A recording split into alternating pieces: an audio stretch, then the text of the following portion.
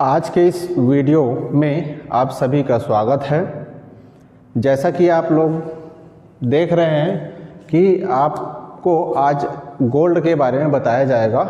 Gold से संबंधित, सोना से संबंधित प्रचलित और नवीनतम धारणाओं को मैं आपको साझा करने का कोशिश करूंगा। अधिकतर सोने के संबंध में, गोल्ड के संबंध में हम कई बार ठगा सा महसूस करते हैं या फिर हमारे साथ धोखा भी हो जाता है या ठगी हो जाता है, हमको पता भी नहीं चलता है।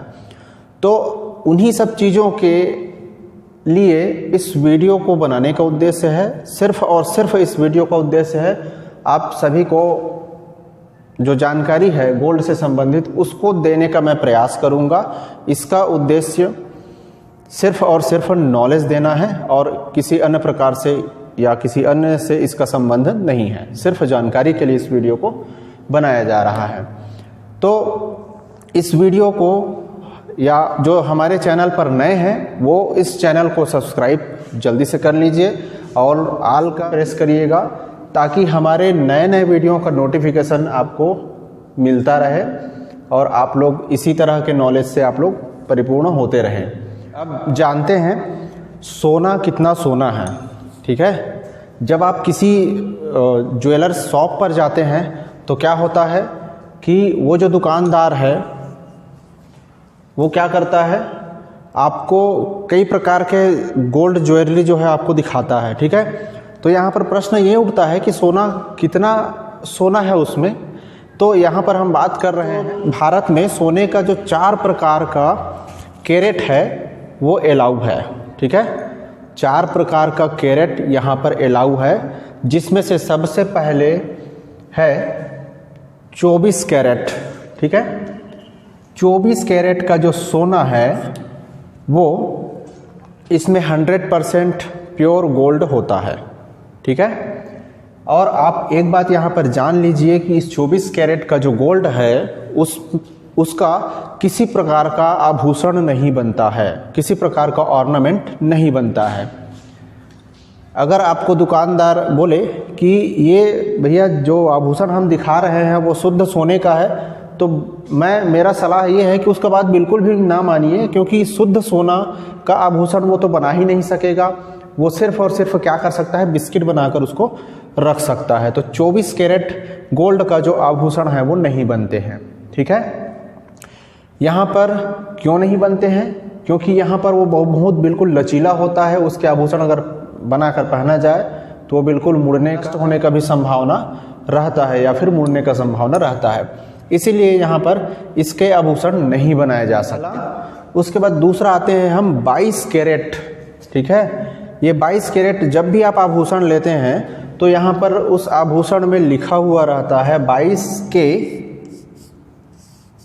916, 22 के 916। इसका मतलब समझ जाइए, 22 कैरेट का वो सोना है और उसमें 91.6% गोल्ड उसमें है, 91.6% गोल्ड उसमें है।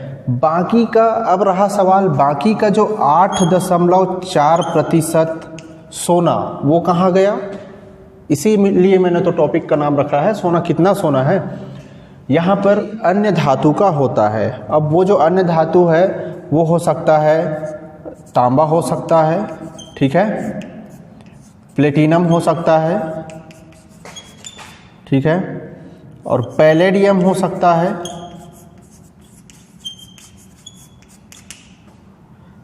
पैलेडियम हो सकता है, या फिर पीतल हो सकता है। ये समझ गए। यहाँ पर जो मिश्रित धातु जो मिलाई जाती है, इनमें से किसी एक को सोने के साथ में मिलाया जाता है। ये जो आप 8.4% देख रहे हैं वो इन्हीं किसी में से एक का हो सकता है, ठीक है। यहाँ पर आप पूछेंगे कि इसको मिलाया क्यों जाता है। इसको मिलाया इसलिए जाता है क्योंकि यहाँ पर गोल्ड को स्थायित्व और मजबूती प्रदान करने के लिए मिश्र धातु उसमें मिलाया जाता है ताकि आभूषण के रूप में उसको ढाल सके और उसका यूज़ किया जा सके, ठीक है। अब देखते हैं 18 कैरेट का सोना। इसमें क्या लिखा होता है, 18, जब भी आप वो आभूषण खरीदेंगे तो इसमें क्या लिखा होता है, 18 कैरेट 750। ठीक है, इसका मतलब तो आप समझ ही गए होंगे, 18 कैरेट का गोल्ड है और उसमें केवल और केवल 75% क्या है, सोना है। ठीक है, बाकी का 25% जो है उसमें मिलावट है ना, जो मैंने अभी इस तरह से बताया, इन्हीं धातु में से किसी एक का मिलावट इसमें हो सकता है। ठीक है, तो यहाँ पर 75% गोल्ड, ये थोड़ा सा अब समझ गए कि इसमें कितना प्रतिशत गोल्ड है। उसी तरह से यहाँ पर सेम ये जो 14 कैरेट का जो गोल्ड है वो भी यहाँ पर अलाउ है। तो 14 कैरेट के गोल्ड में इस तरह से लिखा होता है आभूषण में। ठीक है, यहाँ पर आप देखेंगे, इसका भी मतलब आप वही समझिए, 14 कैरेट का गोल्ड है, उसमें 58.5% इसमें क्या है, सोना है। बाकी का 41.5% इसमें क्या रहेगा, इन मिश्र धातुओं में से किसी एक को मिक्स किया जाएगा। ठीक है, सोना के साथ हमारे कई प्रकार के सेंटिमेंट्स जुड़े होते हैं। ठीक है, कई प्रकार के सेंटिमेंट्स कहने का मतलब ये है कि उसमें भावनात्मक रूप से हम जुड़े होते हैं, चाहे वो घर बनाने की परिस्थिति में हो, चाहे शादी ब्याह की परिस्थिति में हो, चाहे कोई और अन्य विषम परिस्थिति में ही क्यों ना हो। अक्सर ये होता है कि हमारी जो माताएं बहनें हैं उन लोग क्या करते हैं, उस समय पर गोल्ड को रखते हैं, उस विषम परिस्थिति के लिए गोल्ड को रखते हैं और आपको लाकर बिल्कुल दे देते हैं कि आप इसको किसी प्रकार का आप परिस्थिति में आप यूज़ कर लीजिए, है ना। तो ये कितनी बड़ी इमोशन की बात है बताइए। तो ऐसे परिस्थिति में मेरा सवाल आपसे ये है कि क्या आप गोल्ड को खरीदते समय या बेचते समय आपको पर्याप्त सावधानी नहीं रखनी चाहिए। मेरा कहने का मतलब यही है कि आपके सेंटिमेंट्स जो है बचा रहे और आप लोग किसी विषम परिस्थिति में बिल्कुल सुरक्षित रहें। तो आप सोना खरीदते समय या बेचते समय बिल्कुल सावधान रहिए, सतर्क रहिए, है ना। अधिकतर होता क्या है, हम लोग थोड़ा सा गोल्ड खरीदते समय थोड़ा सा लालच में आ जाते हैं। अब ये लालच क्या है उसको थोड़ा सा समझिए। अधिकतर हम कहते सुने हैं कि इस दुकान में, उस सुनार की दुकान में सस्ता देते हैं आभूषण, उस दुकान में महंगा देते हैं, है ना। या फिर ऐसा कह सकते हैं कि अंगूठी वहाँ पर बिल्कुल सस्ता होता है। तो ऐसा कहने का मतलब क्या है कि आप तो बोलेगा दुकानदार कि चल ठीक है, इसको 45 में ले जाइए, ठीक है, इसको 45,000 में ले जाइए, ठीक। तो यहाँ पर अब वो जो ग्राहक है, आप गए हो, आप आर्गूमेंट कर दिए कि नहीं यार, इसको मैं इतना पकड़ के ही नहीं है, आप ऐसा करिए ना, इसको 40 में दे दीजिए। तो अब वो सामने वाला दुकानदार क्या करेगा, आइए इधर आइए, है ना, आपको बोलेगा मैं इसको 40 में दे रहा हूँ, ठीक है, मैं इसको 40,000 में दे रहा हूँ। आप इस बात को किसी को ना मत बताइएगा। लेकिन यहाँ पर हो सकता है आपके साथ वो ये कैरेट का खेल खेल रहा होगा। हो सकता है 22 कैरेट के सोने के जगह पर आपको 18 कैरेट सोना ही दे दे। तो उसके बाद भी वो कितना कमा गया वो आपको अंदाज़ा नहीं है, ठीक है। तो यहाँ पर आपको सतर्क रहने की ज़रूरत है। इसी कारण मैंने आपको ये गोल्ड के 4 कैरेट का मतलब बताया कि इसमें कितना सोना होता है, ठीक है।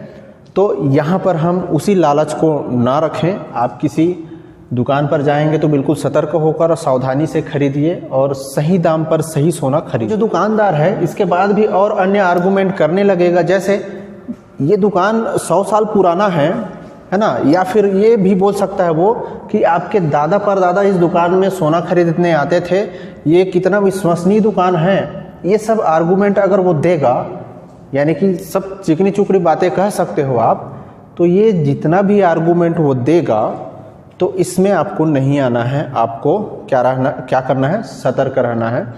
अब हम बात करते हैं नवीनतम परिदृश्य के बारे में। तो सबसे पहला आपको जागरूक रहने की आवश्यकता है। तो जब भी आप सोना खरीदें तो आई मार्क वाली शॉप से ही आप सोना को खरीदिए। सस्ता और महंगा के चक्कर में ना पड़ेंगे, ठीक है। सस्ता और महंगा के चक्कर में अगर पड़ेंगे तो यहाँ पर आप धोखा ही खाएंगे, क्योंकि आपको पता ही कहाँ कि कितने कैरेट का सोना ले रहे हैं। 55,000 बोलकर वो हो सकता है आपको 35,000 में ही दे दे, लेकिन फिर भी आपको कितना घाटा होता है उसका अनुमान आप नहीं लगा सकते, ठीक है। और उसके बाद दूसरी आपको जो सबसे महत्वपूर्ण है, परीक्षा के दृष्टि से भी महत्वपूर्ण है, जिसको मैं बताना चाह रहा था मेनली रूप से, वो यही है HUID का। अभी हाल ही में इस HUID को लॉन्च किया गया है 1 अप्रैल 2023 को। अब आप पूछेंगे HUID क्या है, तो HUID का पूरा नाम होता है हॉलमार्क यूनिक आइडेंटिफिकेशन, ठीक है, हॉलमार्क यूनिक आइडेंटिफिकेशन। आप जितने भी गोल्ड ज्वेलरी लेंगे, ठीक है, उस पर अब 1 अप्रैल 2023 से भारत सरकार के द्वारा ये जारी कर दिया गया है गाइडलाइन कि 1 अप्रैल 2023 से HUID प्रत्येक गोल्ड ज्वेलरी पर होगा। ये उसी तरह से सेम है जिस प्रकार से हमारा आधार कार्ड है ना, सेम उसी तरह से होता है। आधार कार्ड यूनिक है, उसी तरह से ये HUID भी यूनिक होगा। प्रत्येक गोल्ड ज्वेलरी पर आपको ये ID मिला 6 अंक का होगा और यह अल्फ़ा न्यूमेरिक होगा, ठीक है। यह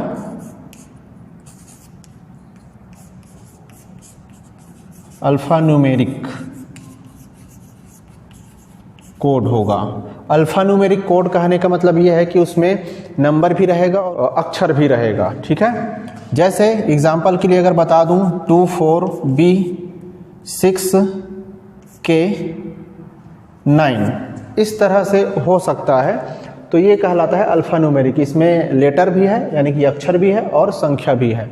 अब आप बोलेंगे इसका फ़ायदा क्या होगा, ठीक है, तो इसके कई फ़ायदे हैं, ठीक है। HUID जारी करने का किसी गोल्ड ज्वेलरी में कई फ़ायदे हैं। सबसे पहला फ़ायदा तो ये साथ धोखा नहीं होगा।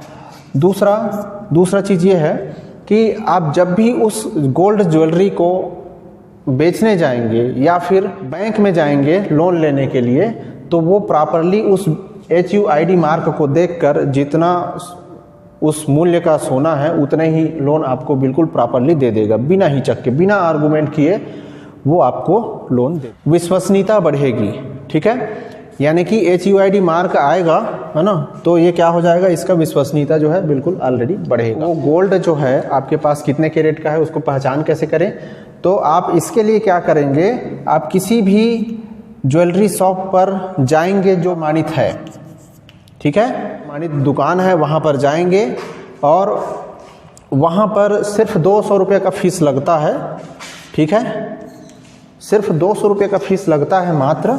और उस 200 रुपये के फीस से आप उस ज्वेलरी को चेक करा सकते हैं कि ये कितने कैरेट का है, ठीक है। आपको ये HUID प्राप्त हो जाता है अभी के परिदृश्य में, तो आप क्या करेंगे, एप्लीकेशन एक आता है ना, जिसको कहा जाता है BIS केयर